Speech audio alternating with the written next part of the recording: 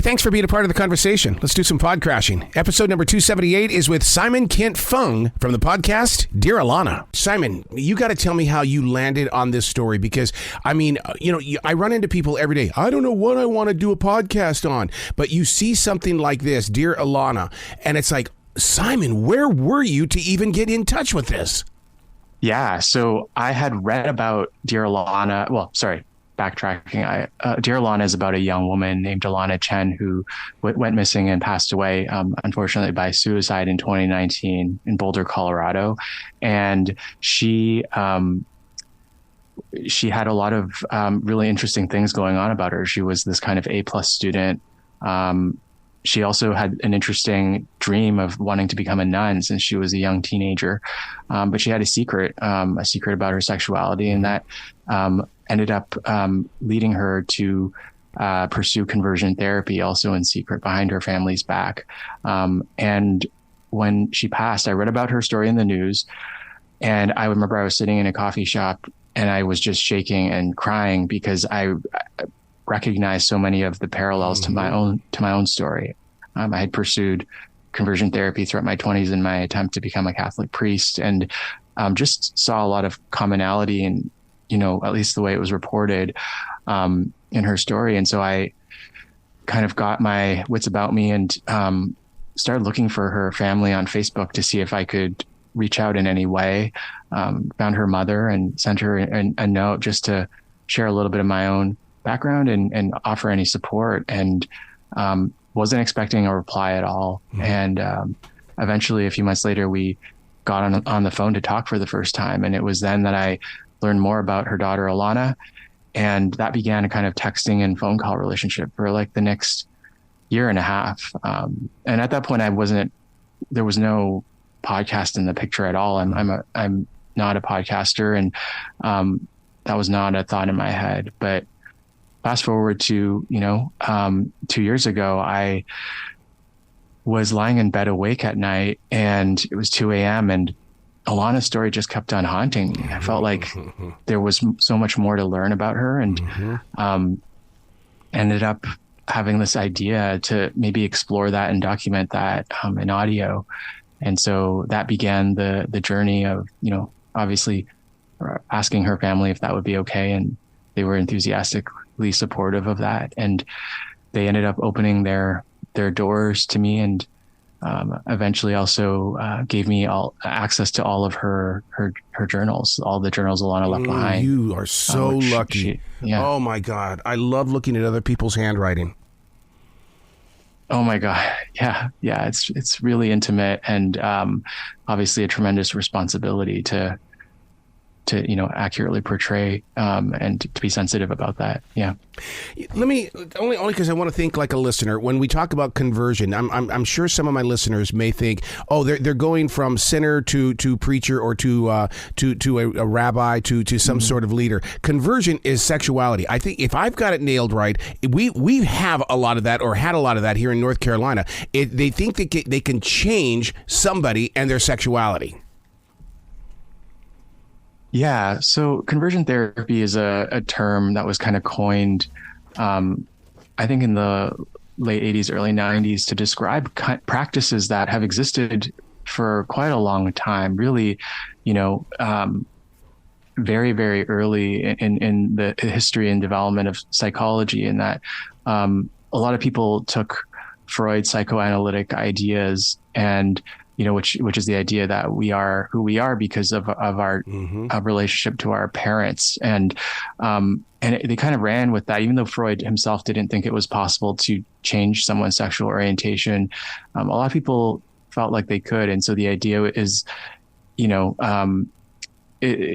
lot of the theories and the ways that it's still practiced today, it's to put the blame or the origin of sexual orientation and development on these childhood experiences, and in particular traumas that people may have had with their parent or sometimes with peers, and to try to use that to explain why people are gay. And I can go into more of the theory, but essentially that informed a lot of the therapeutic advice that Alana and myself, that we sought in our quests to follow our dreams. And I think this is, the podcast seems to show the side of it, which looks a lot more like talk therapy, because when people hear conversion therapy, they often think about the ways it's depicted in Hollywood, which can be very dramatized and be this sort of, fundamentalist, like Jesus camp kind of thing. But it doesn't have to look that way. And I think that's one of the reasons why it, why it persists, and one of the reasons why a lot of people seek it out for themselves. What's really interesting about this, Simon, is that as I listen to the podcast, because I really do while I'm driving to work and things, and that is that I feel like that this right here is your calling in the way of, you made it to the church. You just don't have the walls of the church around you. You've got the community around you, and you're reaching people that are sitting silently in their bedrooms listening to this podcast going, oh my God, this is about me. Yeah, it's kind of, it's been amazing to hear the feedback, the messages. I haven't been able to keep up with them because a lot of people resonate with the, the story. And as you mentioned, it is like, I did want to create it first and foremost for those people like myself and Alana, who often feel so, this real deep inner conflict in wanting to be faithful to these what seem like conflicting parts of our identities, and I think a lot of people can relate to obviously that very specific struggle, but more broadly, I think what's been interesting is a lot of people have written to me who haven't shared these experiences and have found in kind of the vulnerability that we share in the podcast, just a very like human story of coming of age, of wanting to find belonging, and the lengths that we might go to achieve that. I would love to watch the numbers that you're going to be getting on this worldwide, only because I've talked with authors as well as actors and people who are openly LGBTQ, and they're in countries such as Italy, Greece, India. It's illegal for them to do their lifestyle, to make that choice to say, I'm going to be me. And a podcast like this says you can be you. Yes, Alana Chen did have a rough time. So do others. But you now that you're aware of it, grow and become a stronger self. Yeah. I mean, what's been amazing is it has, there has been a global support. I've had people reaching out to me from, some obviously some of the Western countries like New Zealand and Australia, but from the charts, we do see that we are impacting other places where like you mentioned, it can still be illegal to live one's life as a gay person, and I think what's been heartening is, certainly the response, as you mentioned, like we've had over 1 million downloads. We hit #1 in the first week, and it's been incredible to see that response in the charts. But some of the human stories that people are writing to me about are really heartbreaking. People who are very much still in situations where they can't disclose this information, where they really can relate to that struggle of trying to fit into their communities. And also, interestingly, people who've written to thank me for not, in a way, pursuing that life that I might have tried to pursue, which is to maybe try to change my orientation and maybe get into a relationship or a marriage, with somebody that I wasn't compatible with. And that, unfortunately, some people are dealing with those kinds of situations right now, and they're in their marriages. And so, it's been really, eye-opening to hear from a lot of different people. I did you keep a journal while you were doing this? And because I'm a journal writer, I've got daily writing all the way back 29 years. And when I jump into something as serious as this, did you keep a journal so that you could document your path or create breadcrumbs? I did. I've also been a diligent journal keeper, as was Alana. Alana was so prolific. She left behind 20 journals, and, over 1,200 pages. And so, yeah, I think, yeah, very much in that same vein, I kept a journal, and sort of documented the ups and downs and the uncertainties throughout making this project, because my original plan when I started was to not be in it. I mean, in the sense that I really wanted to just tell Alana's story from a really, sort of third party detached kind of perspective. And the more I was, making episodes and starting to get feedback, it became really clear. People really wanted to know, like, who are you? Like, why should we listen to you? Why should we trust you? What do you have to do with this story? And I just kind of got, successively more drawn into it. And, as you'll hear, end up really sharing, pretty, in a way, things that were formerly I felt really ashamed of in my life, or really embarrassed about, because I really hadn't shared this kind of path that I had been on with very many people in my life. I had kept it pretty secret because it just felt so embarrassing and like something that I, was sort of in the past. And so, yeah, a lot of this project has been me revisiting my past and looking at it with a new lens. One of the things that I see in this story is, I believe that Alana was doing exactly what I try to do all the time. Dear future reader, she knew you were coming along. She couldn't physically produce it in that moment when that ink was hitting that page, but dear future reader, and hey, it's Simon. Oh my gosh, that just sent chills up my spine. I think one of the challenges when I was given the opportunity to read her journals, there was a real ethical dilemma, because, more often than not, we're writing journals in private, right, for ourselves, very much like not expecting anyone to read them. And so we are pretty unfiltered, and, we'll be processing all of our thoughts, and it can be, we can talk about really sensitive things. And that certainly was the case in Alana's journals. But what gave me a little bit of, some amount of comfort was reading several passages that she had written about how, A, she felt so unseen throughout her life. Mm-hmm. She felt like nobody really knew her. And B, she hoped that, she had this sort of passing thought that maybe one day someone would find these journals. And when I read that, I felt like, oh my goodness, like, I wonder if Alana also did want to, it seemed like she did also want deeply to be seen and to be known. And she wanted her voice to be heard. Was there a guilt trip with her sneaking out to church? Because I snuck out to church as a kid. I didn't want my parents to know I was doing it. I didn't want anybody to know that I was sneaking out to go to church every Sunday morning. And even today I go, why did I keep that hidden away from my family? I could have brought something back to them. Yeah.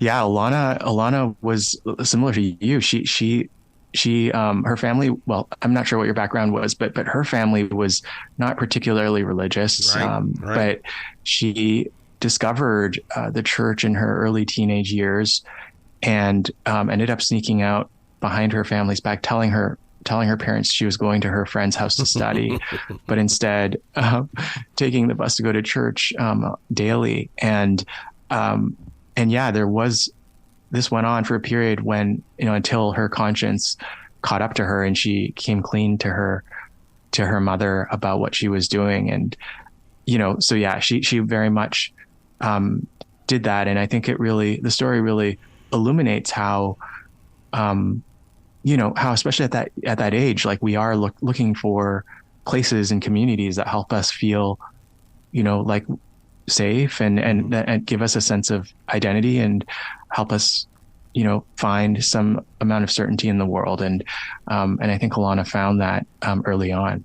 What's really interesting about this, only because I come from that spiritual world, and thank God in heaven I get to be a part of it. And that is that she wanted to be a priest. And I'm going, oh my God, I would have never thought a priest. Isn't that strange? I mean, strange, but very inspiring. Absolutely. Yeah. Alana wanted to be a nun since she was a young teenager, and she writes a lot about just that, having that kind of connection to God, serving God in that way, and sort of devoting her life to service in that way. She had a deep love of the poor and the unhoused. She would often go under the bridge in Boulder and serve lunch and read and just hang out with the people that were homeless on the streets, in her community. And so she really had a heart for that kind of service and that kind of life. And that's something that is certainly unusual and pretty rare, but I think shows you just kind of how exceptional she was as a person. Let me ask you kind of a personal question, because I don't want to have a spoiler alert or anything like that for people to tune into this podcast. But when she fell into her deepest, darkest moments, was it an opportunity to feel unnumb? And then what happened is what happened. Yeah. Sorry, you said unnumb, like unnumb, to numb. Yeah, because a lot of people say, "Oh, I'm so depressed. I'm so numb." Well, numb is still a feeling, but we have to try to deaden that numbness with a feeling, so we can go, okay, now I identify the feeling. Yeah, I mean, for those who will listen, there's certainly some trigger warnings around the topic of self-harm and the topic of suicide. Because yes, Alana really struggled with depression and anxiety and thoughts in those directions. And I think that this is a really serious, mental health matter. And I think that there are certainly many resources for those who are considering this to look at, especially the national hotline 988. That's it. But it is unfortunately something a lot of us struggle with, and we talk about that. And I think one of the things that is unique about Dear Alana is that we really see that unfolding over time, and in her own words. Writing and podcasting, I'm going to openly admit this, service therapy for me. What about you, dude? Absolutely. Yeah. I mean, I didn't.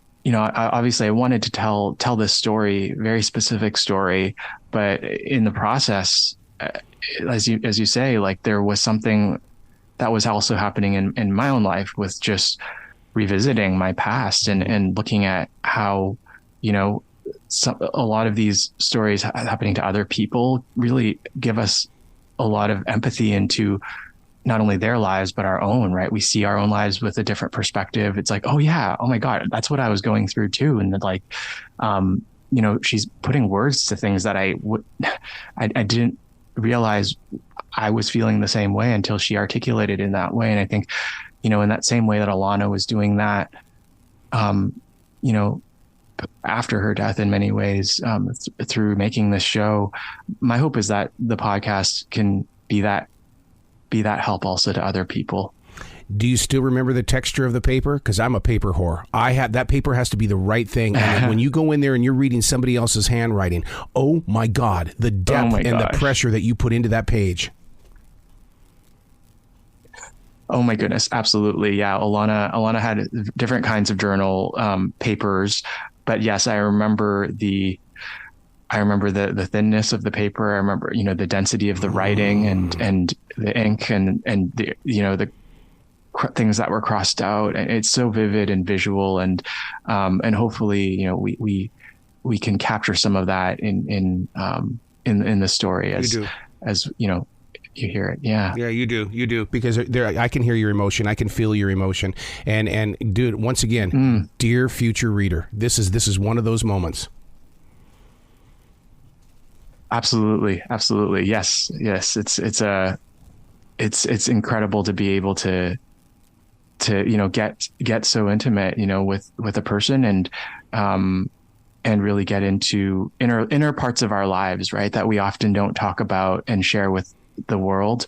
And yeah, Dear Alana is one of those stories where I think everyone listening will be stretched to, engage with some of those inner parts of our lives. Oh my God, I want to talk to you all day. You got to come back to this show anytime in the future. The door is always going to be open for you.